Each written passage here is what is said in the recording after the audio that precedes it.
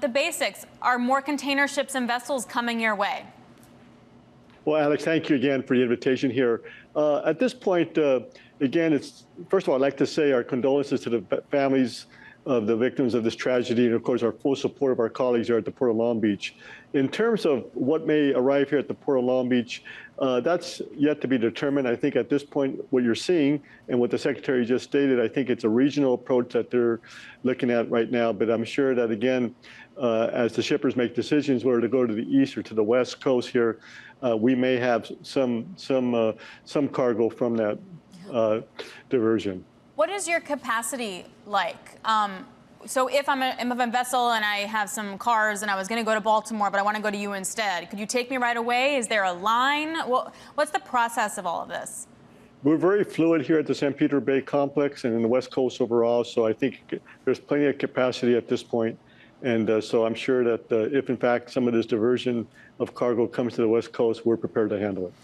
Talk to me, Mario, a little bit about some of the shifts that we had seen leading up to this. We had already, of course, come out of the pandemic and seen how a lot of shippers had to try and find alternative routes. And it looked like we were kind of going back to some sense of normalcy. Certainly, we saw that in the levels coming out of the Long Beach port and over there not too far away in Los Angeles here.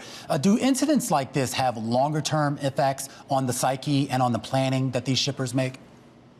Well, certainly the supply chain has been disrupted for a number of reasons here in the last several years. But as you mentioned, Romaine, we have been now in the state of normalization. As to incidents that occur in Baltimore, there's always those unforeseen events and incidents that will occur. And I think at this point, the way we're looking at it is going to be an impact to the specific region there in the Northeast.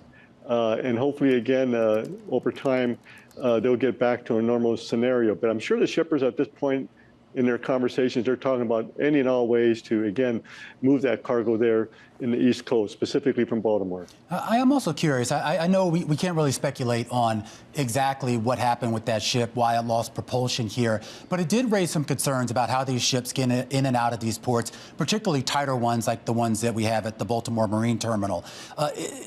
Should there always be tugboats and other sort of measures in place to make sure these ships navigate along the straits that they're supposed to be in, should anything happen? Well, I can tell you what we do here at the Port of Long Beach. At the Port of Long Beach, tugboats do, at all times, help navigate the vessels coming in and out of the harbor. So depending on the size of the vessel, in terms of the tugboats that are available, that we do assign, it could be 2. For the bigger vessels, there's 4 tugboats, but that comes from the entry to the departure. So there's no times within the harbor complex that there's not a tugboat or tugboats involved with these vessels. Mario, put me in the mindset of a shipper.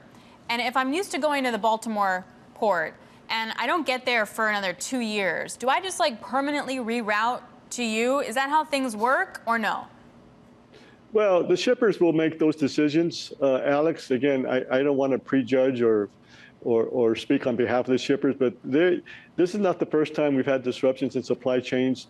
And of course, unforeseen incidents. Obviously, this is a tremendous situation that occurred with the falling of a bridge. So I'm sure they're having those discussions in terms of how they pivot and divert their cargo. So I'm sure with all the ports here in the nation, we will be there on call, so to speak, to serve and support the Port of Baltimore in any way. And I'm sure that could be said for all the ports up and down the East Coast and even the Gulf and West.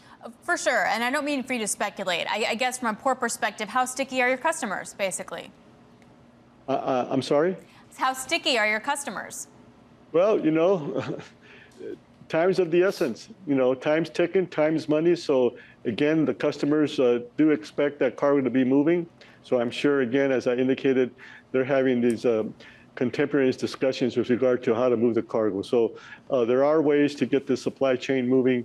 But again, on the other hand, obviously, it's a very difficult situation there at the Port of Baltimore.